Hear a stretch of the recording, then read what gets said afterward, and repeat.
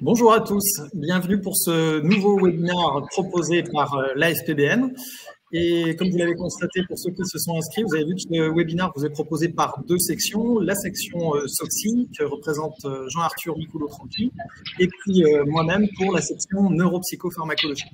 Alors le titre de ce webinaire, donc comme vous l'avez vu, c'est la prise en charge des patients somnolents, défis et stratégies face aux troubles psychiatriques.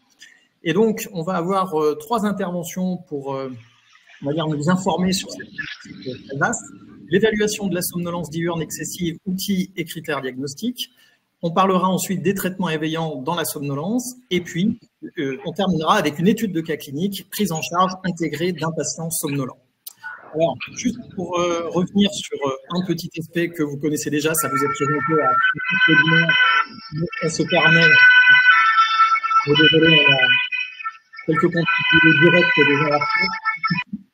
On vous propose de devenir membre, bien sûr, de la FPBN. Vous pouvez vous rendre pour cela sur le site de la FPBN pour régler votre cotisation 2025. Et donc, vous pouvez penser également, bien sûr, à poser vos questions dans l'onglet qui est dédié à cet effet. Vous avez le chat, vous pouvez poser les questions en direct au fur et à mesure des conférences. Dès que vous avez une question qui vous vient en tête, n'hésitez pas à la poser et on se fera un plaisir d'y répondre à la fin. Alors, dans la mesure du temps, bien sûr, dont on disposera, s'il y a énormément de questions, on essaiera de sélectionner les questions qui nous paraissent les plus relevantes, les plus pertinentes en lien avec la thématique. Et donc, pour commencer tout de suite avec la première intervention, donc c'est celle du professeur Jean-Arthur Micoulo-Franqui, que vous connaissez bien sûr, qui est donc psychiatre sur Bordeaux et qui fait notre première intervention. Jean-Arthur, c'est à toi. Merci beaucoup, Charles. Merci, Johanna. Je suis très heureux d'être avec vous deux pour parler de somnolence. Alors, moi, je suis médecin du sommeil et psychiatre à Bordeaux. Aujourd'hui, je suis à Marseille, devant la faculté des sciences médicales. Devant la Timone, il y a du Mistral, mais je demande à mes compatriotes, si jamais, Hervé et Johanna, si jamais il y a trop de bruit dans le vent, vous me faites un signal. L'évaluation de l'hypersomnolence. Alors, c'est un sujet important, d'autant que est apparu des nouveaux émoticônes et que la somnolence est devenue un émoticône dédié. On voit ce bonhomme avec les yeux cernés, le fait d'être la journée, avoir des conséquences du mauvais sommeil et d'être somnolent, de ne pas pouvoir faire les choses, est devenu un des émoticônes à côté de la tache de peinture, de l'arbre mort, de la pelle pour s'enterrer et du navet et de l'île de Sercq. Ça, c'est le drapeau de l'île de Sercq. Alors, c'est le dernier petite région féodale européenne dans la Manche. Il n'y a aucun lien avec ce que je vais vous dire, mais je me demandais pourquoi ce petit drapeau d'une région de 500 personnes était devenu un émoticône. C'est aussi une zone intéressante pour la finance mondialisée. Mais ça, on verra. Enfin, pas vraiment. Mais bref, il y a cet émoticône, du coup, qui est essentiel. Et donc, la somnolence fait partie de notre dimension existentielle, vu que quand ça rentre dans un emoji, ça devient notre existence numérique et réelle.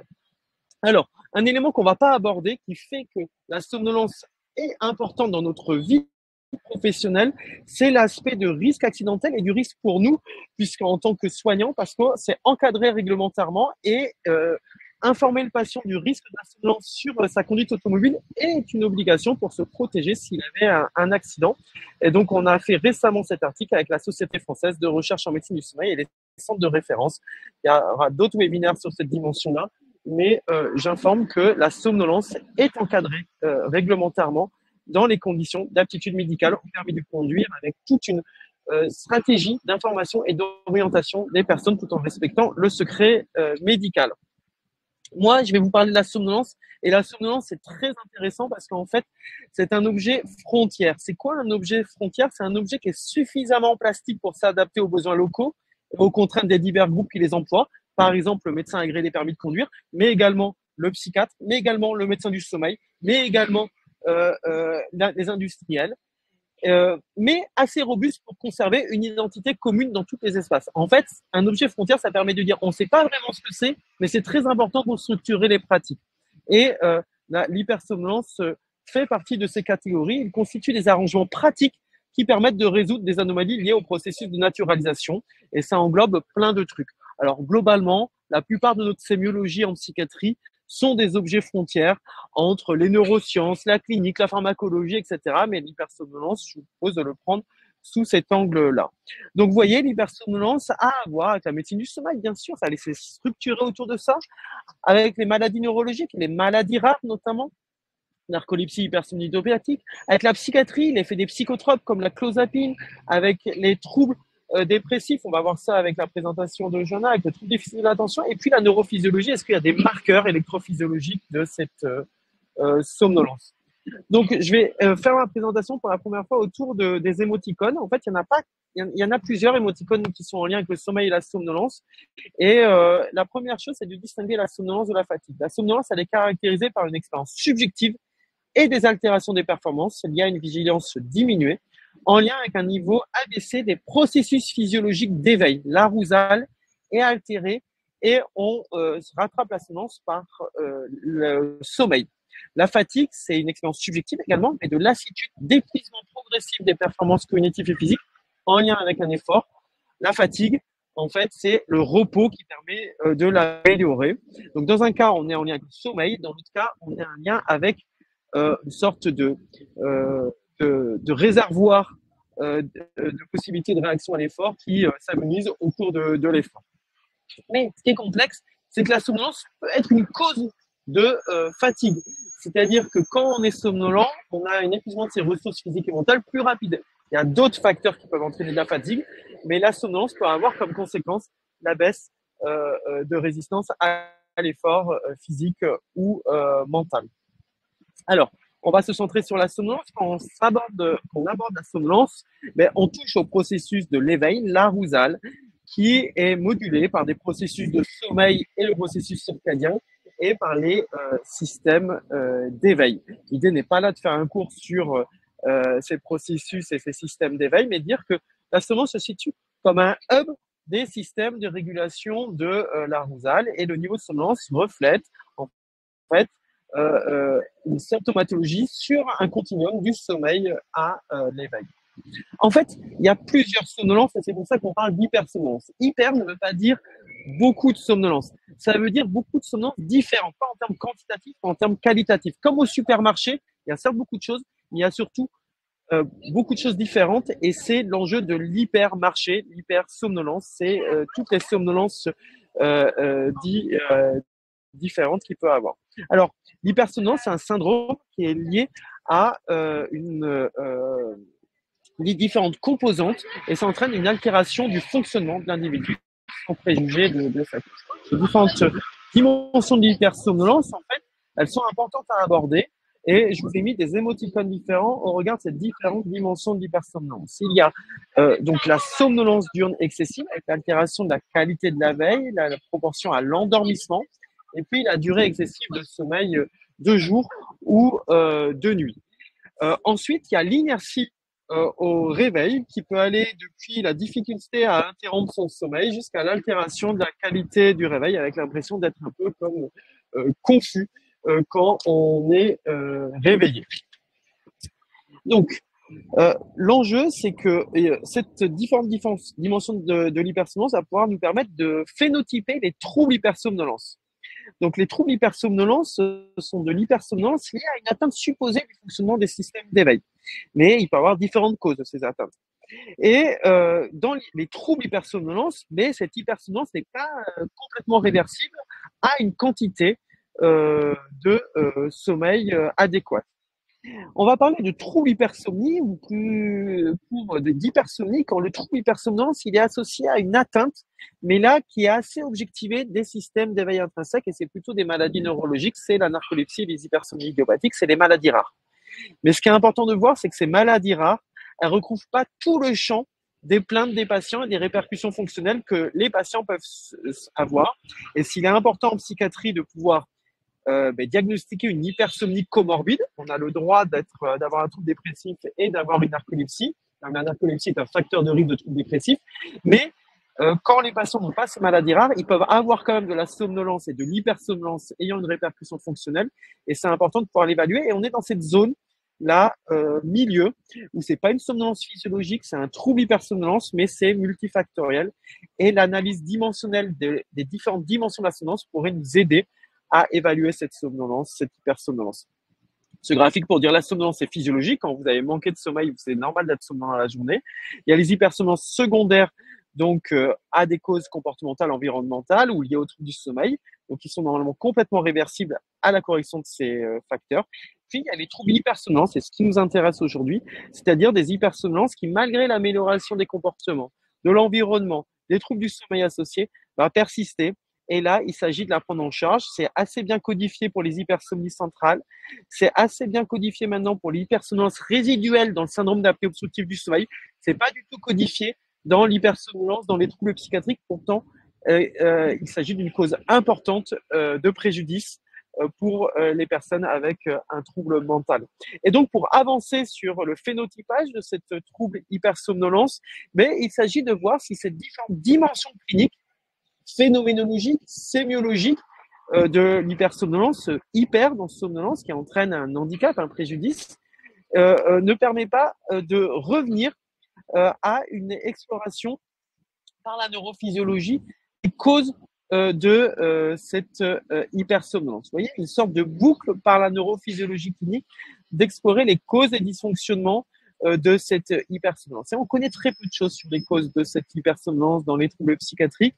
Et l'analyse dimensionnelle, en phénotypant, phénoménologiquement plus précisément cette somnolence, par exemple, c'est pas pareil d'être sleepy en anglais, ça veut dire d'avoir une proportion à s'endormir la journée, que d'être drowsy, comme dans le brouillard, qui est peut-être quelque chose qu'on voit plus en psychiatrie, le fait de ne pas être aussi fluide que d'habitude.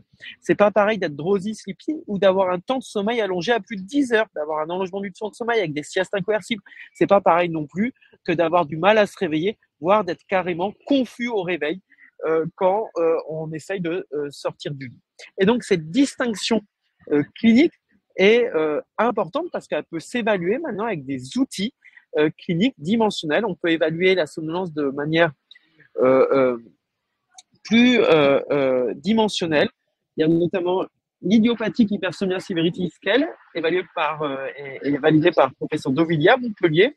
Et je vous ai mis chacune des questions avec les dimensions, avec les émoticônes. Mais nous, on est en train de valider également l'hypersomnia severity index, qui est plutôt développé dans le champ de la psychiatrie, pour qu'on puisse utiliser des outils qui n'évaluent pas que l'échelle des Poirce, parce que dans ces 8 situations, vous avez une proportion à vous endormir, mais également la drowsiness, mais également l'inertie du réveil et ses répercussions en termes de préjudice sur le fonctionnement de la journée. Et ça permettrait d'avoir des profils comme ça d'hypersomnolence en se disant que grâce à ces profils, on peut mieux évaluer les causes multifactorielles qui sont en lien avec les hypersomnolences. Et vous voyez, dans l'hypersomnolence, dans les maladies de la dépression, on pourrait voir plutôt un terme de drowsy avec une certaine inertie et un petit allongement du temps de sommeil.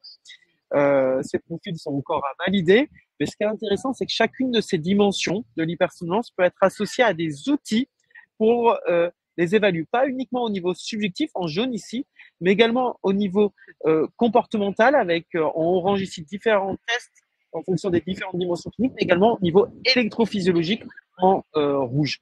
Et donc, vous voyez, l'enjeu, c'est de pouvoir, au regard de chaque dimension clinique, avoir des mesures auto-rapportées et des mesures objectives pour mieux évaluer ces dimensions cliniques et offrir pas simplement un phénotypage amélioré, mais peut-être des prises en charge thérapeutiques qui ciblent chacune de ces dimensions. Pour le moment, les thérapeutiques qui agissent sur l'éveil sont plutôt centrées sur une approche catégorielle des troubles, les hypersomnies rares, narcolepsie, hypersomnie idiopathique, et maintenant l'hypersomnolence associée au syndrome d'apnée obstructive du sommeil, mais peu sur une approche dimensionnelle de la plainte. Et c'est cette approche-là qu'on pourrait proposer. Alors, cet objet frontière qu'est l'hypersomnolence, en tant que neurophysiologiste, on prône l'idée que étudier d'un point de vue psychophysiologique, avec la neurophysiologie, ces dimensions pourraient être intéressantes, parce qu'on a des outils spécifiques pour chacune de ces dimensions. Le problème, c'est que jusqu'à maintenant, la médecine du sommeil s'intéressait à l'hypersomnolence en utilisant l'électrophysiologique uniquement comme marqueur comportemental dans l'endormissement, dans les tests classiques pour la somnolence.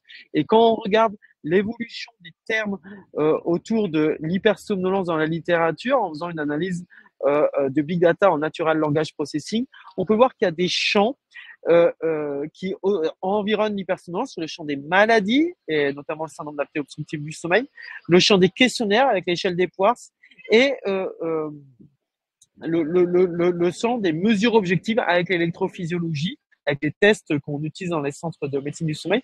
Mais on voit que la psychiatrie apparaît peu et que l'électrophysiologie, la neurophysiologie clinique et les tests neurocognitifs apparaissent peu.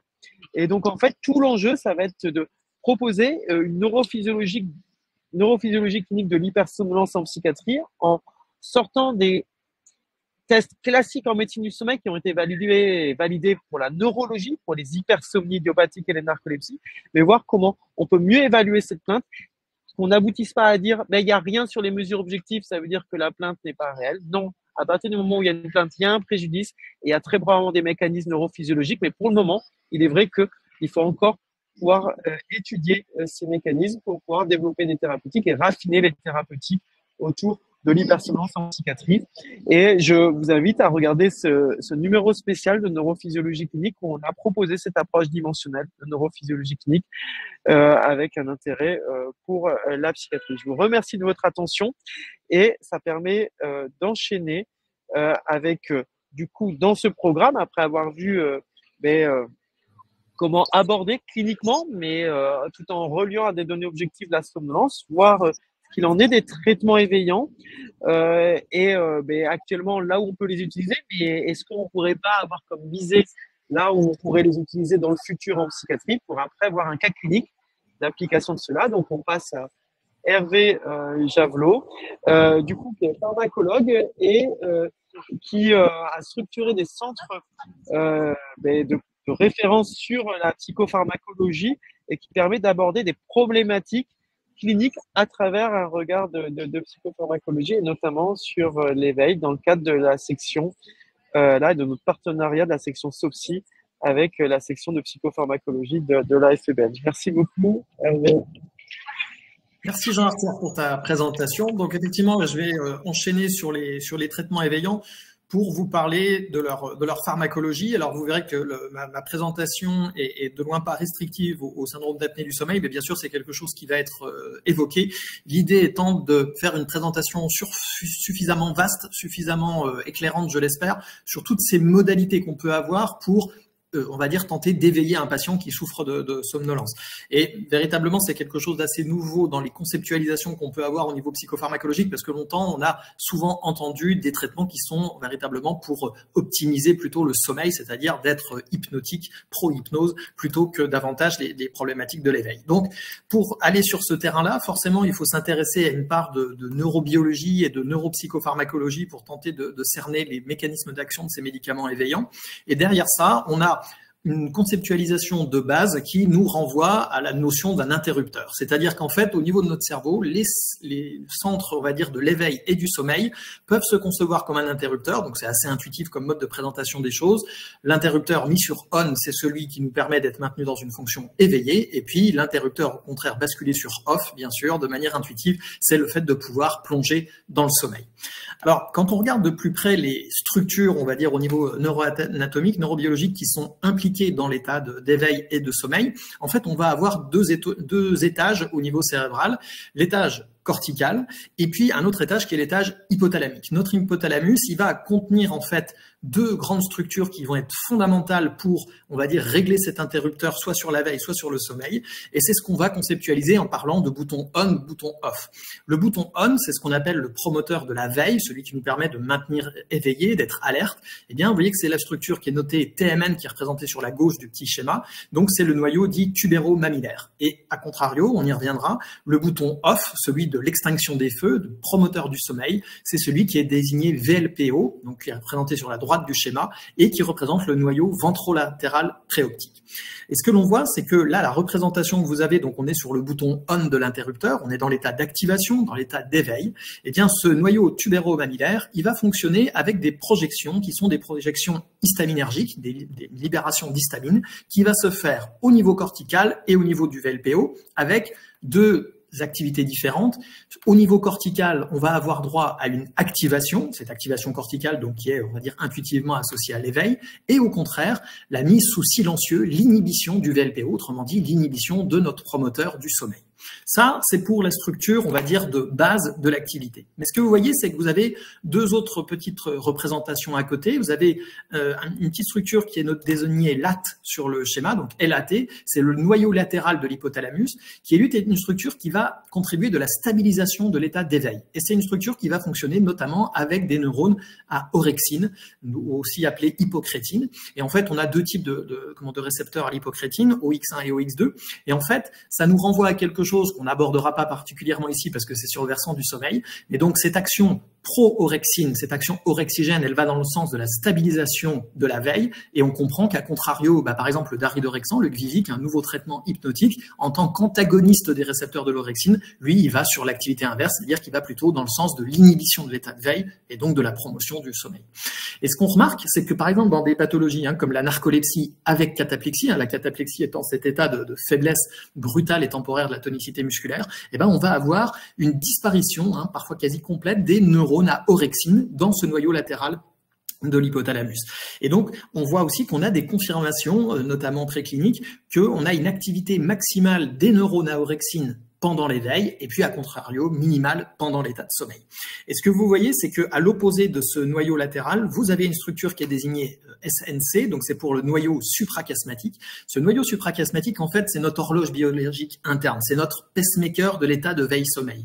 Et en fait, on sait qu'il est activé par la mélatonine, par la lumière ou encore par l'activité, et on sait qu'il peut avoir cet état, donc en fait, cette notion d'horloge biologique, c'est-à-dire cette finesse d'être un commutateur. Il peut être à la fois sur le versant de la promotion du sommeil, mais aussi sur le versant de la promotion de la veille. Donc, autrement dit, si on revient sur notre schéma, là, sur cette configuration-là, le noyau suprachiasmatique, notre horloge biologique, agit comme un promoteur de la veille, c'est-à-dire en favorisant l'action du noyau tubéro-mammillaire, au contraire, en appauvrissant le fonctionnement du noyau ventrolatéral préoptique.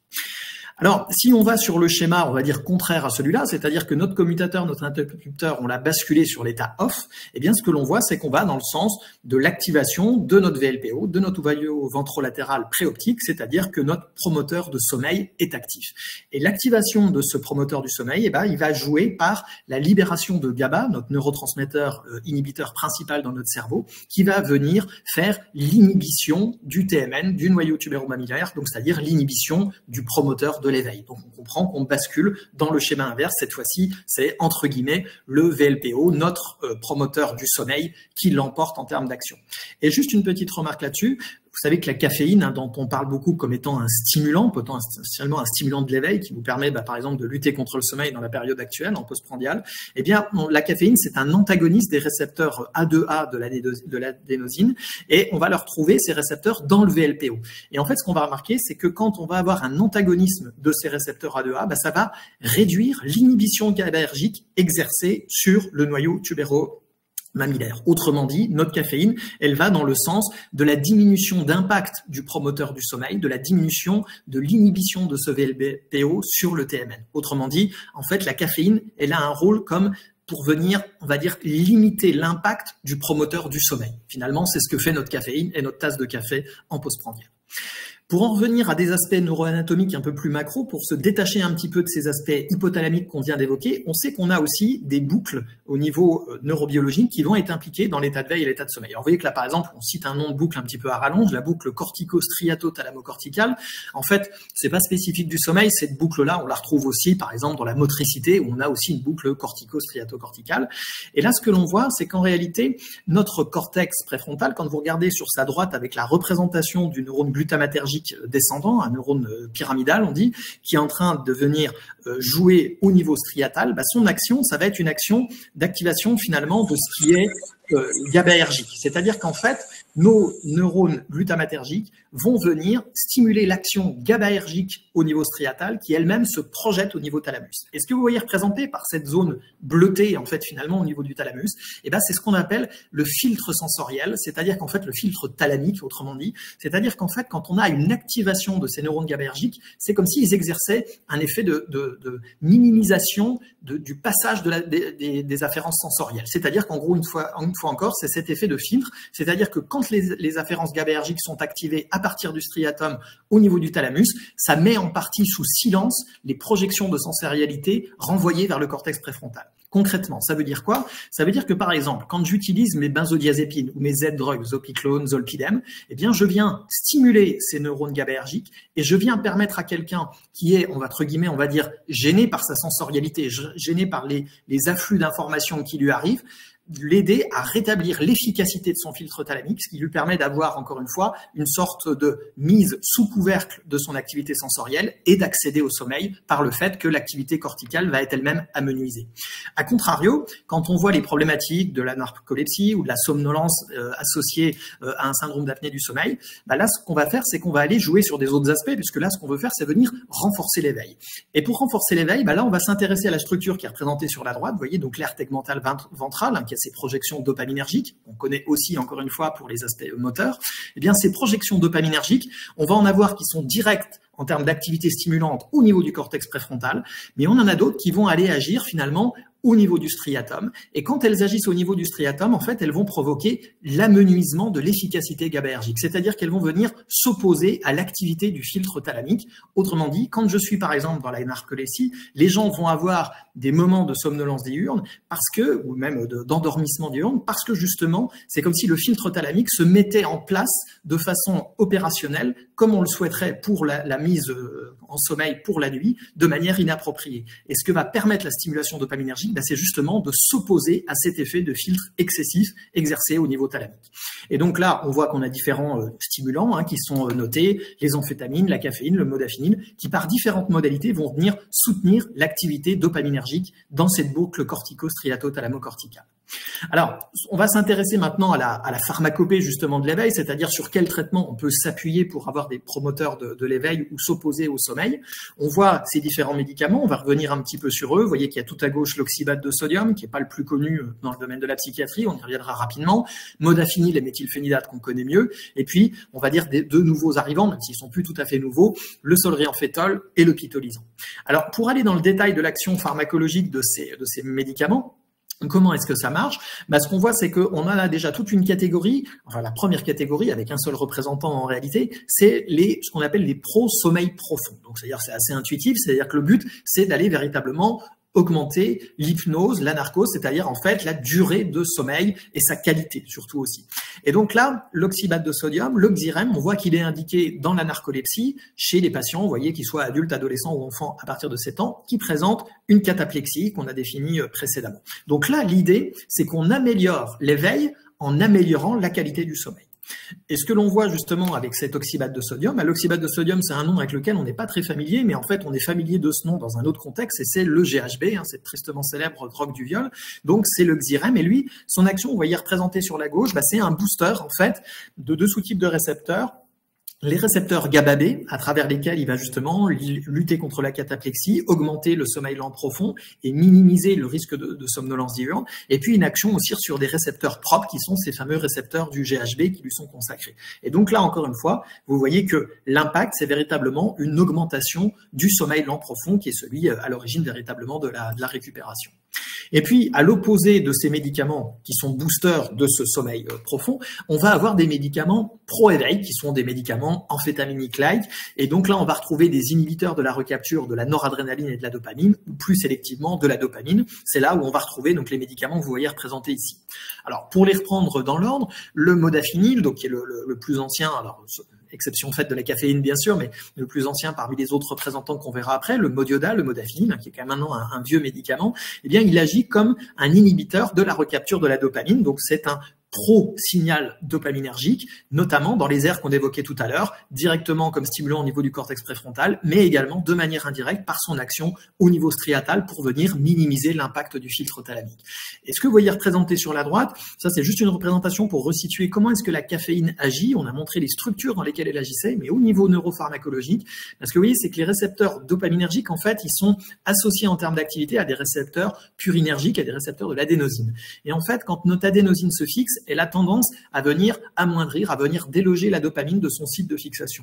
Autrement dit, à l'inverse, si on utilise un antagoniste de ces récepteurs, à savoir la caféine, eh bien la caféine, elle va provoquer au contraire la possibilité, elle ne va plus empêcher la fixation de la dopamine. La dopamine peut se fixer sur ces récepteurs et donc avoir une action pro-dopaminergique, comme on l'a vu tout à l'heure, qui encore une fois peut avoir des activités favorables au niveau cortical et au niveau striatal. Si on passe maintenant à nos médicaments qui sont dits boosters de l'attention, méthylphénidate ou amphétamine, eh bien en fait on sait qu'on a affaire à des inhibiteurs de la recapture et de la dopamine et de la noradrénaline. Et en fait on a des actions un petit peu différenciées entre méthylphénidate et amphétamine, ce qui va conditionner notamment leur possibilité de dérive addictive, donc clairement pour les amphétamines et pratiquement pas pour le méthylphénidate. Comment ça se passe? En fait, ce qu'on voit, c'est que ces médicaments, leur caractère inhibiteur de la recapture, ce que vous voyez représenté avec la petite roue violette en bas du neurone présynaptique, eh bien ce neurone présynaptique avec sa roue de recapture, la roue de recapture, elle va venir recapter du neurotransmetteur, de la dopamine ou de la noradrénaline dans la fente synaptique. Autrement dit, son job, c'est de venir amoindrir en neurotransmetteur la fente synaptique. A contrario, si j'utilise un inhibiteur de la recapture, c'est-à-dire que je viens bloquer l'activité de cette protéine, eh bien au contraire, je vais davantage laisser de densité de neurotransmetteurs dans la fente synaptique et donc intensifier le signal dopaminergique ou noradrénergique. Ça, c'est ce que fait le méthylphénidate de façon sélective. Les amphétamines, elles font ce job-là aussi, mais en fait, elles vont avoir des points d'action différenciés. Elles vont agir aussi sur les VMAT2, c'est ces transporteurs vésiculaires des monoamines, et elles vont agir aussi sur les récepteurs des traçamines, ce que vous voyez représenté par TAAR-R1. Donc en fait, c'est récepteurs, donc en fait des traçamines représentées en vert. Et en fait, l'action sur les récepteurs vésiculaires, notamment, ça va être associé à un relargage massif de contenu de ces vésicules synaptiques, c'est-à-dire que ça pourrait être comparé finalement à un effet de type méthylphénidate, mais beaucoup plus soutenu, beaucoup plus intense, avec la déplétion véritablement des vésicules de neurotransmetteurs. Et on a tendance à considérer que ces points d'action sur les VMAT2 et sur les TAAR1 sont les points d'action qui différencient fondamentalement du méthylphénidate et qui contribuent, eux, de l'action potentiellement, on va dire, addictive des amphétamines. Alors ça c'est juste pour resituer un petit peu les indications de ces médicaments-là. Alors le méthylphénidate, vous savez que la ritaline, toutes les ritalines à libération prolongée, elles ont des indications uniquement dans le TDAH, tandis que la ritaline libération immédiate, 10 mg comprimé, donc elle a une indication narcolepsie avec ou sans cataplexie, avec bien sûr aussi une action dans une indication dans le TDAH. L'atentin, la dexamphétamine qui est disponible en autorisation d'accès compassionnel, a aussi des indications narcolepsie, insomnie, hypersomnie idiopathique et aussi des situations d'insuffisance de réponse à d'autres traitements pro-éveil, ceux qu'on a déjà vus et ceux qu'on verra après, comme par exemple le pitolisant. Et puis juste pour resituer, le fait que la dexamphétamine, qui est un nouveau traitement disponible en autorisation d'accès compassionnel, lui n'a pas d'indication sur le versant sommeil. Alors ensuite, pour revenir finalement sur les nouveautés que j'évoquais avant, que j'avais présentées rapidement en parlant des médicaments pro-éveil, on a deux médicaments avec des actions pharmacologiques différentes. On a tout d'abord le Sunosi, donc qui est le solriamfétol, et ce solriamfétol, c'est un nouvel inhibiteur de la recapture de la dopamine et de la noradrénaline, c'est-à-dire une modalité d'action qui se rapproche de ce qu'on peut avoir avec le méthylphénidate ou avec le bupropion dans les antidépresseurs ou traitement du sevrage tabagique. Et donc en fait, ce Sunosi, ce solriamfétol, il va être utilisé dans des indications qui sont, on va dire, reliées à son activité de booster, notamment dopaminergique et noradrénergique, mais notamment dopaminergique pour ce qu'on a vu tout à l'heure sur la neurobiologie de l'éveil.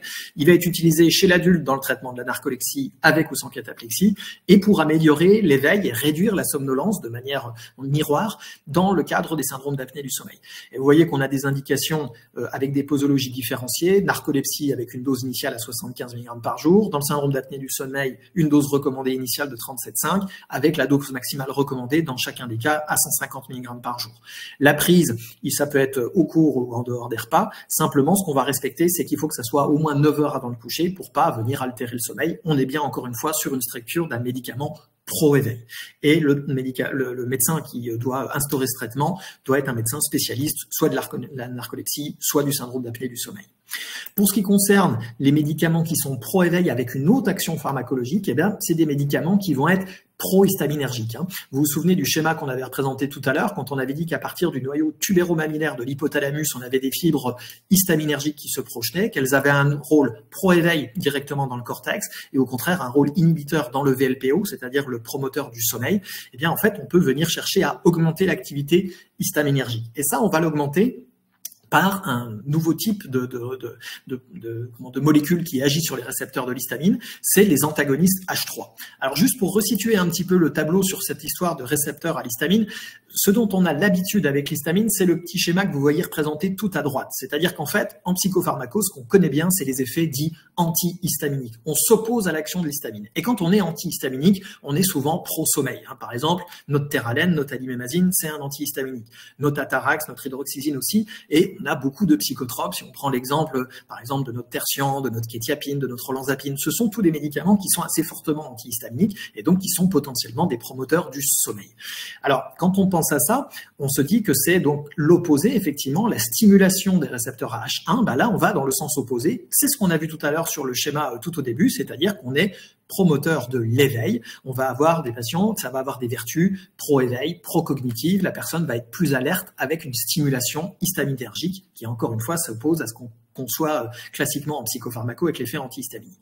Mais il y a un sous-type de récepteur qui nous intéresse particulièrement ici, qu'on a évoqué là tout au début de ce sous-titre, en parlant des antagonistes H3. Les récepteurs H3, ce sont des récepteurs qui sont dits présynaptiques. En général, quand on active des récepteurs présynaptiques, on va dans le sens de l'amenuisement de la libération en neurotransmetteurs.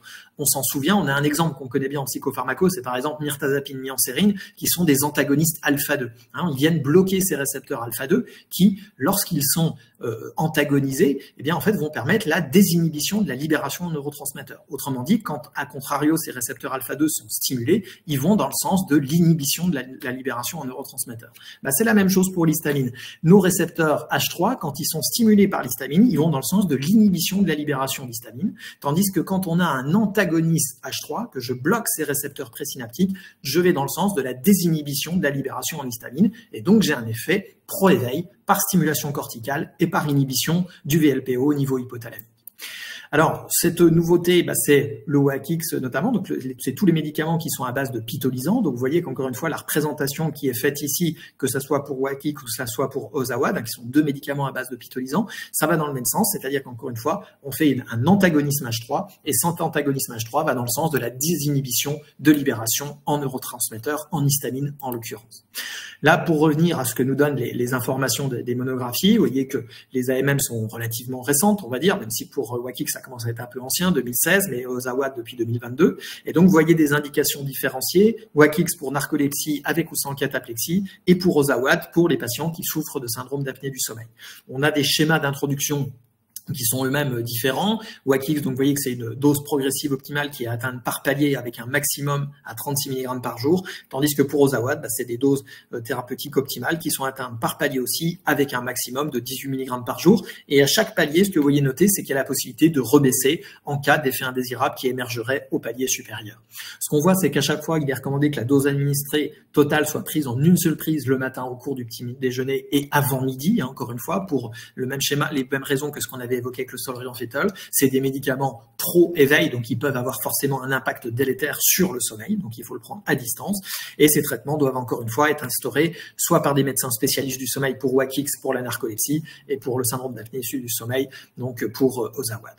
Donc voilà, encore une fois, pour refaire cette synthèse, on va dire, sur la pharmacopée de l'éveil, on a deux grands groupes. Ceux qui sont pro-sommeil, c'est le GHB, et ceux qui sont pro-éveil, c'est les amphétaminiques-like ou c'est les histaminergiques. Et les petites nouveautés pour se repérer, en fait, on va dire, dans un peu ce dédale de différentes stratégies pharmacologiques. Les pro-éveil amphétaminiques qui sont des boosters de la recapture, qui sont des boosters, dopaminergiques et noradrénergiques à travers une inhibition de la recapture de ces deux neurotransmetteurs. Vous avez le modafinil, méthylphénidate et amphétamine pour les anciens traitements, et puis le solriamfétol comme traitement novateur, et puis les histaminergiques, les antagonistes H3 qui font une désinhibition de la libération en histamine, c'est le pitolisant avec WAKIX et Ozawad qui sont deux traitements, on va dire, relativement récents. Voilà, j'en ai terminé avec ce que je voulais vous présenter. Et donc, je vais pouvoir laisser la parole maintenant au docteur Johanna Berthier de Paris, qui va vous parler de cas cliniques maintenant sur la prise en charge des patients somnolents. Merci. Bonjour à tous et à tous. Alors,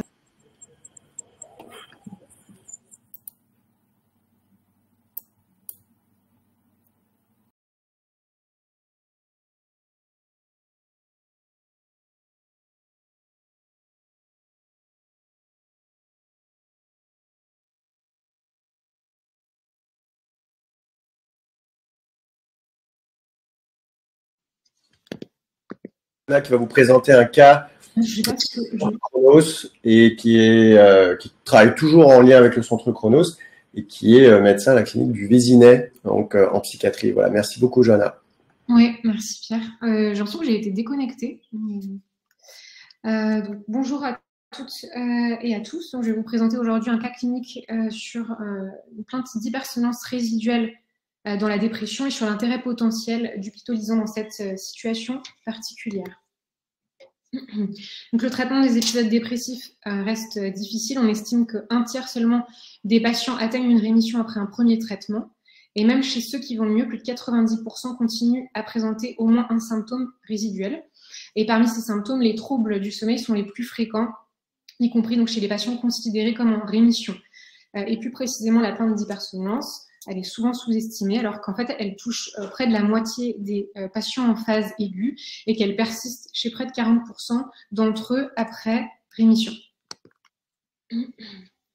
Seulement en pratique, même si cette plainte d'hypersomnolence elle est fréquente, elle peut être difficile à caractériser. Dans la classification, donc dans l'ICSD-3, on parle d'hypersomnolence, le syndrome, lorsqu'il existe une somnolence excessive qui survient fréquemment ou de manière inappropriée dans la journée, associée ou non à un temps total de sommeil allongé et ou à une inertie marquée au réveil. L'ICSD distingue également les hypersomnolences secondaires, notamment celles associées à des troubles psychiatriques, comme la dépression.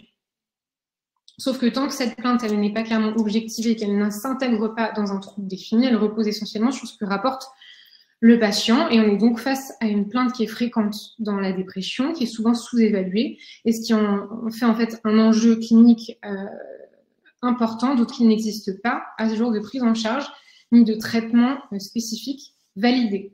D'où l'intérêt d'explorer des nouvelles pistes, et c'est ce que nous cherchons à faire avec le cas clinique qui va suivre. Alors, ce cas concerne un patient de 26 ans qui est adressé au centre Chronos par sa psychiatre pour évaluer et prendre en charge une plainte d'hypersomnolence qui persiste malgré la rémission d'un épisode dépressif. Donc, cette somnolence, elle ne date pas de l'épisode dépressif, elle est ancienne. Dans l'enfance, il a pu lui arriver de s'endormir en classe. À l'adolescence, il rapporte avoir eu un bon sommeil continu, mais avec des difficultés à s'endormir le soir et quelques épisodes isolés de paralysie du sommeil.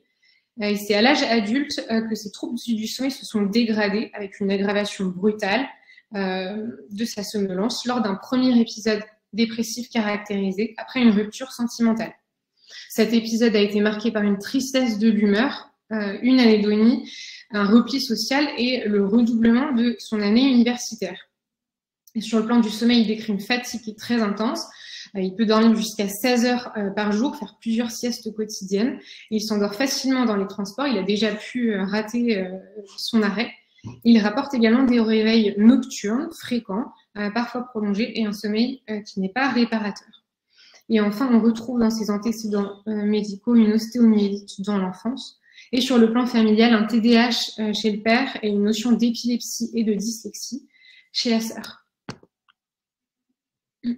Alors, lorsqu'on le reçoit à Chronos, le patient il est en rémission de son épisode dépressif depuis environ 2 mois, sous traitement par fluoxétine 20 mg, qui est bien toléré. Son humeur elle est bien stabilisée, il ne présente pas de plainte anxieuse ni d'anédonie, donc le score HAD est à 6. En revanche, il reste très symptomatique sur le plan fonctionnel, avec une fatigue importante, une durée de sommeil qui est allongée, une somnolence diurne excessive, avec un score d'Epworth à 23 sur 24, des siestes fréquentes et un sommeil fragmenté.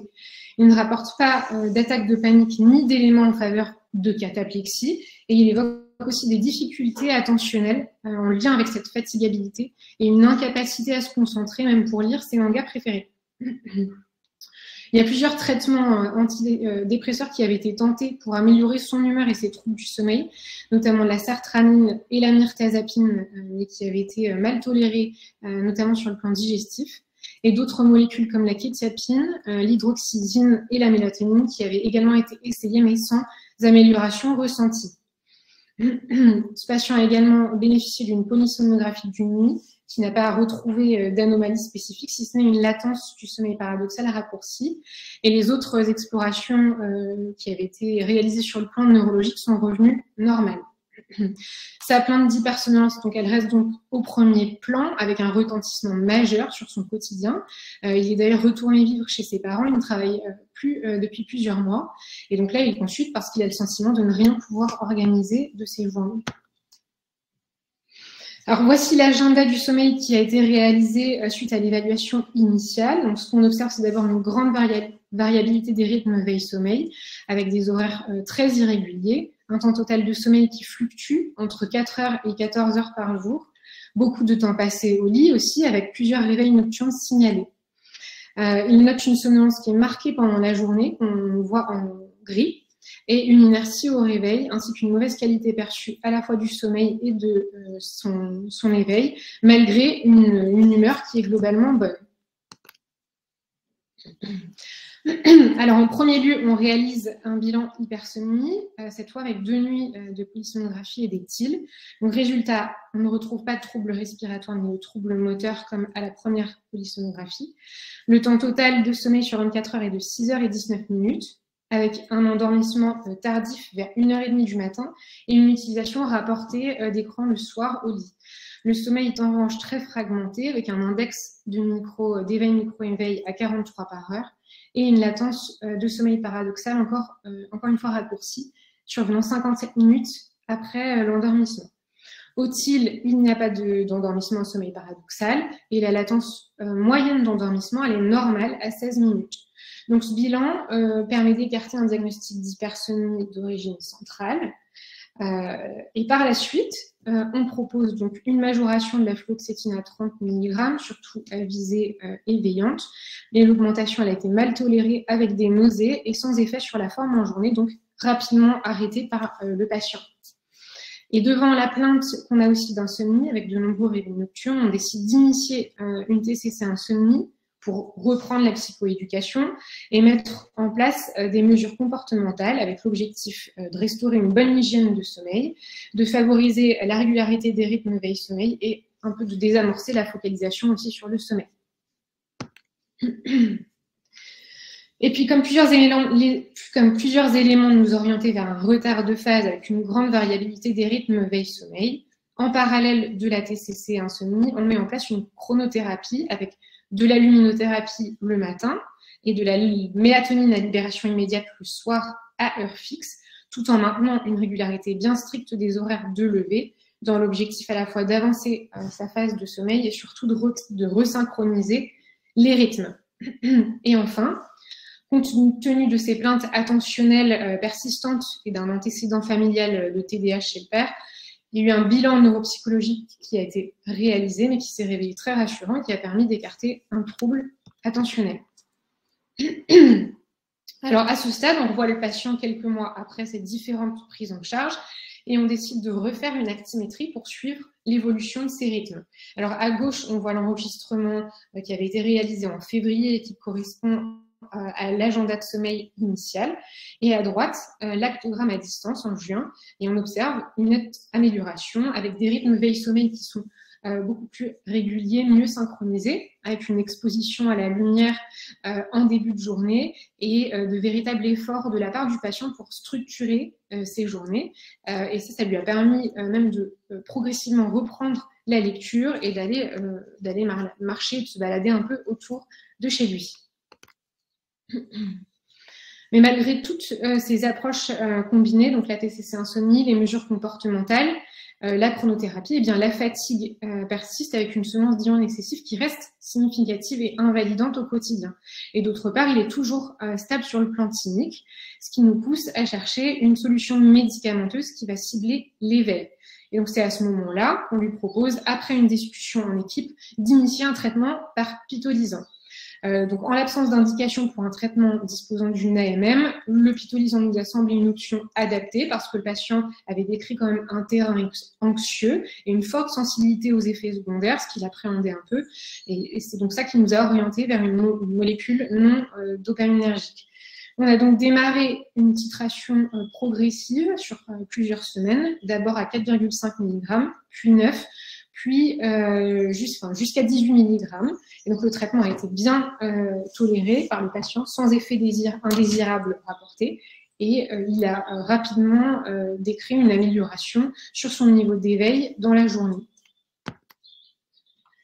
Alors ici, on a une vue d'ensemble de l'évolution clinique du patient qui a été suivie à travers 3 indicateurs, la somnolence diurne via l'échelle d'Epworth, la fatigue avec le score de Pichot et le temps total de sommeil subjectif. Après la TCCI et les stratégies comportementales, on voit une première amélioration avec un besoin total de sommeil qui diminue légèrement, mais une fatigue qui est encore importante et un Epworth à 16. Après le pitolisant, qui a été majoré progressivement jusqu'à 18 mg, on observe une réponse clinique quand même marquée avec un Epworth qui se normalise et un temps de sommeil par 24 heures en moyenne autour de 9 heures. Le patient ne fait plus de sieste systématique et il reprend progressivement ses activités. Il organise même une semaine de vacances en Alsace. Il va tous les jours à la piscine et commence même à envisager un retour à l'emploi. Alors, ce parcours nous amène à nous demander de quoi il s'agit vraiment. On a d'abord écarté une hypersomnie d'origine centrale. Les types sont normaux. Il n'y a pas d'argument pour une narcolepsie, ni pour une hypersomnie idiopathique, ni pour une hypersomnie récurrente. Ensuite, l'hypothèse d'un trouble du rythme veille-sommeil est tout à fait plausible. On retrouve un retard de phase, une variabilité des rythmes veille-sommeil, un temps de sommeil allongé, ce qui évoque aussi un possible profil de long dormeur qui pourrait être aussi compatible avec les endormissements en classe qui avaient été rapportés et décrits pendant l'enfance. La chronothérapie complète a été mise en place, mais l'amélioration, elle reste partielle. Donc cette seule hypothèse circadienne, elle ne suffit pas à expliquer tout le tableau. Et on s'appuie aussi sur d'autres éléments, notamment le sommeil paradoxal qui est précoce à la polysomnographie qui avait été réalisée donc à distance du traitement par fluoxétine. Ce sommeil paradoxal aussi concentré en première partie de nuit et du contexte de l'épisode dépressif récent. Et ces éléments évoquent une physiopathologie qui est plus compatible avec une dépression, même si l'épisode avait correctement été pris en charge. On a suivi les recommandations de la SFRMS sur l'hypersomnolence résiduelle. On a éliminé donc les causes centrales, exploré les rythmes veille-sommeil et mené une prise en charge relativement structurée. Et finalement, on est face à une plainte d'hypersomnolence persistante, qui est très invalidante, dans un tableau de rémission partielle d'un épisode dépressif caractérisé. Et donc, dans ce contexte, en s'appuyant sur les critères du DSM-5, on a pu poser le diagnostic donc, de troubles d'hypersomnolence comorbide, secondaire ici, donc un trouble de l'humeur. Actuellement, donc, il n'y a pas de traitement dans l'indication du trouble hypersomnolence comorbide des troubles de l'humeur. Il y a quelques molécules qui ont toutefois été testées. Le modafinil, c'est celui qui a été le plus étudié dans les symptômes résiduels de fatigue et de somnolence dans la dépression, avec des résultats toutefois modestes et des effets secondaires rapportés comme l'anxiété ou l'insomnie. Et donc, dans ce contexte, le pitolisant peut représenter une piste intéressante. Donc, c'est un agoniste inverse des récepteurs H3 d'histamine, avec un mécanisme, comme ça a été décrit tout à l'heure, différent des psychostimulants classiques, qui favorise donc l'éveil sans effet dopaminergique direct, ce qui explique en partie son bon profil de tolérance. Il est déjà approuvé donc, dans la narcolepsie, avec ou sans cataplexie, et plus récemment dans la somnolence diurne, donc en cas de SAS. Et en psychiatrie, le système histaminergique est relativement peu exploré, alors même qu'il intervient dans la régulation du sommeil, de l'éveil et de l'humeur. Et par ailleurs, il y a certaines données précliniques qui avaient suggéré des effets antidépresseurs et anxiolytiques possibles via cet antagonisme des récepteurs H3.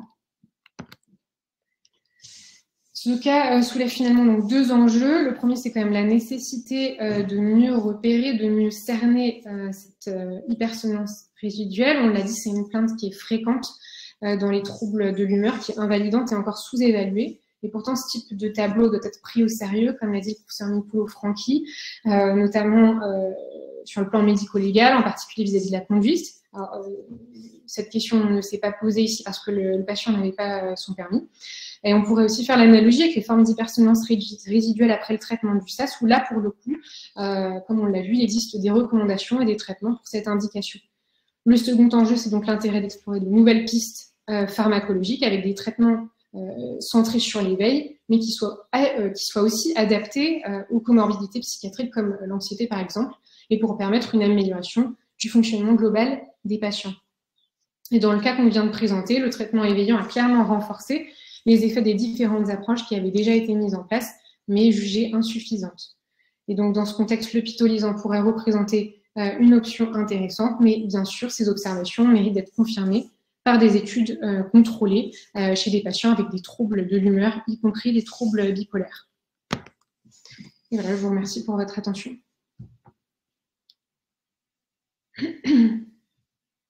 Merci beaucoup. Donc, c'est le moment de des séances de questions-réponses tous ensemble avec les deux sections psychopharmacologie et psy pour pouvoir échanger sur les enjeux de cette hypersomnolence à la fois d'un point de vue diagnostic, pronostic et thérapeutique.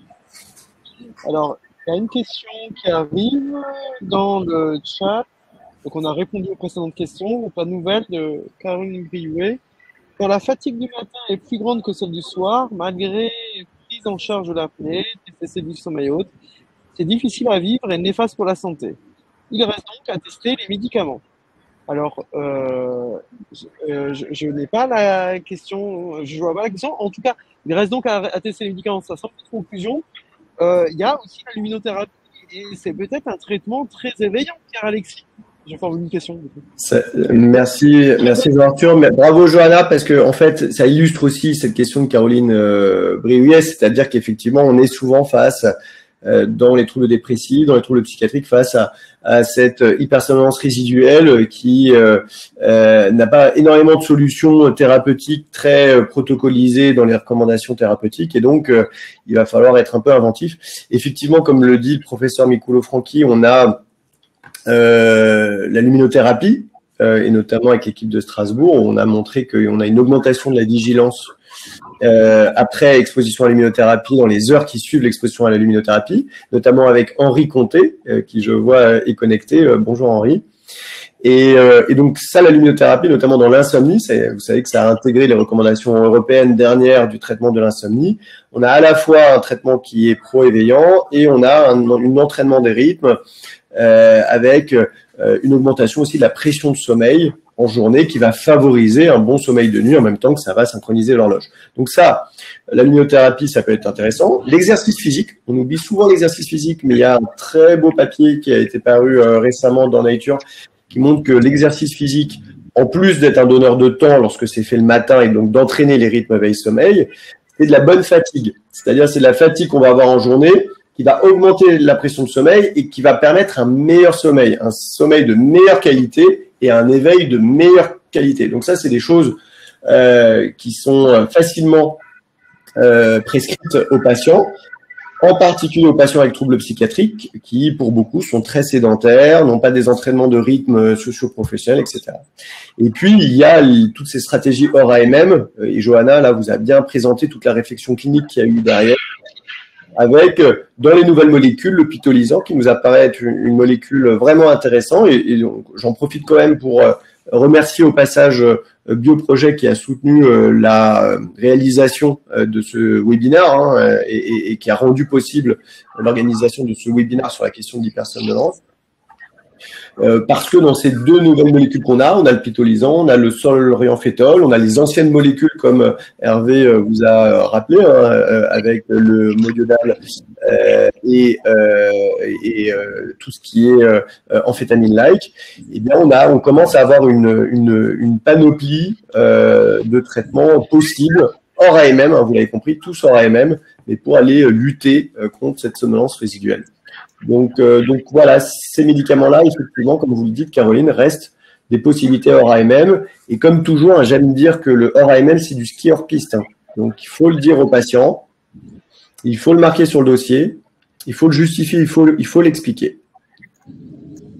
Le problème, Hervé, c'est que quand on met hors AMM, le patient n'est plus remboursé. Oui, exactement, c'est la grosse difficulté. Alors après, on sait que voilà, on va dire la vie réelle derrière ça, elle est parfois très variable parce que évidemment du hors AMM en psychiatrie, on va dire qu'on y est habitué, comme dans d'autres disciplines d'ailleurs aussi. Et souvent, les situations de hors AMM ne sont pas remises sur l'ordonnance, donc ça passe et ça fait l'objet d'un remboursement. Mais c'est vrai que théoriquement, voilà, c'est un fait que si on met hors AMM sur la prescription, derrière, ça veut dire absence de remboursement. Donc effectivement, c'est une problématique. Et si on ne le met pas et qu'on se fait contrôler, ça peut être au médecin de rembourser des frais. Il peut y avoir des rattrapages de la sécurité sociale, effectivement. Et qui sur le médecin. Exactement. Donc, le RAMM sur les patients en situation de précarité pour les psychotropes classiques ou d'autres des situations de recours, ok. Pour le moment, la situation de recours d'hypersomnolence n'est pas suffisamment stabilisée, je pense, pour pouvoir dire de marquer RAMM. Pour autant, la somnolence, c'est ce qu'on a vu, est une dimension clinique importante, fréquente, handicapante, entraînant un risque médico-légal probablement pour nous, possiblement pour nous, et un risque accidentogène pour les patients qui continuent à conduire, et pour lequel c'est sous encore évalué, c'est sous pris en charge en fait même sur l'information, Pierre-Alexis. Oui, complètement. Et d'ailleurs, probablement tu as rappelé en cas de découverte de cette hypersomnolence, ce qu'on doit bien noter dans le dossier et l'information qu'on doit donner aux patients. C'est quelque chose. Jean Arthur et l'équipe de Bordeaux de Jean Arthur et du professeur Philippe sont très en pointe sur ce sujet-là. Ça tue tous les jours, ça tue les internes en lendemain de garde. La somnolence, c'est un vrai sujet. Et chez nos patients avec troubles psychiatriques, cette somnolence, c'est responsable évidemment de mortalité, mais d'accidents aussi au travail, d'accidents domestiques ou de choses comme ça. Donc on a un vrai enjeu là clinique de mieux les traiter. Alors le remboursement en RAMM dans les troubles psychiatriques globalement, moi j'ai pas trop vu ça parce qu'on a quand même des patients qui ont des pathologies assez sévères. C'est souvent qu'on a des polyprescriptions pour essayer de faire face à cette myriade de symptômes que les patients ont. Ce qui est élégant quand même, je trouve, dans cette approche-là d'hypersomnolence, c'est qu'on a une dimension, comme vous l'avez vu, qui est très physiologique, qui est très clinique, et on va s'adresser à une dimension précise qu'on va pouvoir suivre, qu'on va pouvoir surveiller avec les centres de sommeil. Et ça, je pense, c'est un autre peut-être message qui est important aussi à dire. C'est important d'avoir des approches multidisciplinaires. C'est important de travailler avec les centres de sommeil sur ces activités-là d'hypersomnolence parce qu'il va falloir bilanter les patients. La somnolence résiduelle, elle peut être liée à d'autres pathologies du sommeil. Elle peut être liée à des apnées, elle peut être liée à du retard de phase, comme là, ça a été traité. Ça peut être lié à de l'insomnie, qui est une pathologie de l'hyper-éveil. Ça peut être associé à peut-être une hypersomnie centrale, qui sont des causes rares, hein, comme de la narcolepsie ou autre. Mais tout ça doit quand même être exploré. Et puis, ça va être pour vous un point de base objectif de la somnolence pour pouvoir mesurer par la suite l'effet des traitements que vous allez introduire. Alors, on va aborder sur la dernière question, mais effectivement, ici, tu soulèves le fait que les liens entre centre du sommeil et réseau de psychiatrie sont importants, les liens avec la pharmacologie, la psychopharmacologie est important, et c'est bien ça qu'on souhaitait mettre en avant, et les enjeux médico-légaux seront réabordés dans notre webinaire parce que c'est un enjeu qu'effectivement on veut porter. Voilà, donc il reste 2 questions avant qu'on conclue. Pouvez-vous nous préciser les contre-indications et les effets secondaires? Le labo concerné aussi, on n'a pas entendu beaucoup, pas de conflit d'intérêt. Donc, je vous laisse. Alors peut-être on se sent sur le pitolisant et enfin, comme vous voulez, Hervé ou Pierre-Alexis. Oui, je peux répondre déjà juste sur les contre-indications. Alors, les effets indésirables, vous en avez toujours toute une kyrielle. Ça va peut-être pas rentrer dans le détail. Les contre-indications, ça donne déjà un cadre un peu général, effectivement. Sur le pitolisant, en fait, les contre-indications, elles sont minimes. Vous avez l'insuffisance hépatique et vous avez l'allaitement. Et quand vous êtes sur le Sulozil, pour aller juste sur les traitements les plus récents, vous avez les antécédents de problématiques cardiologiques, dont tout ce qui est infarctus du myocarde, l'hypertension artérielle lorsqu'elle est mal contrôlée, etc. Et vous avez aussi les associations concomitantes avec les IMAO. Donc, parce qu'en fait, on a une action de boost monoaminergique qui est comparable, donc ça peut poser problème. Je profite justement de l'évocation de ces contre-indications-là pour redire quelque chose qui avait une des questions sur lesquelles je n'avais pas pu aller au bout de la réponse, hein, c'est que les dépressions, quand il y a des composantes anergiques, asthéniques, on peut avoir aussi les recours justement aux agonistes antagonergiques qui peuvent aussi être des stratégies. Hein, parce que ça me faisait penser à ça aussi quand il y avait la description de la somnolence matinale qui s'améliore au cours de la journée. Ça peut faire aussi un tableau de dépression résistante, notamment dans les troubles bipolaires de type 2. Donc, voilà, c'était juste pour resituer ça. Pour ce qui était du conflit d'intérêt, j'ai pas de conflit d'intérêt. Alors moi j'en ai avec Bioprojet, mais qui sont d'avoir communiqué pour eux. Après ce symposium les symposiums de la FPBN sont soutenus par des laboratoires, mais le programme scientifique est indépendant au sein d'Appen. Après, on peut toujours retourner sur le fait que les gains d'intérêt font, mais qu'on en parle. Mais en tout cas, ce qu'il faut voir, c'est qu'il y a une ère du temps. Il y a une ère du temps où les traitements éveillants sont de plus en plus prescrits. Alors, c'est rigolo parce que c'est au même moment où l'ère de temps, les psychostimulants sont consommés dans la rue, que ça augmente. Mais quand vous regardez les parts de marché des industriels sur les psychostimulants, ça augmente aussi.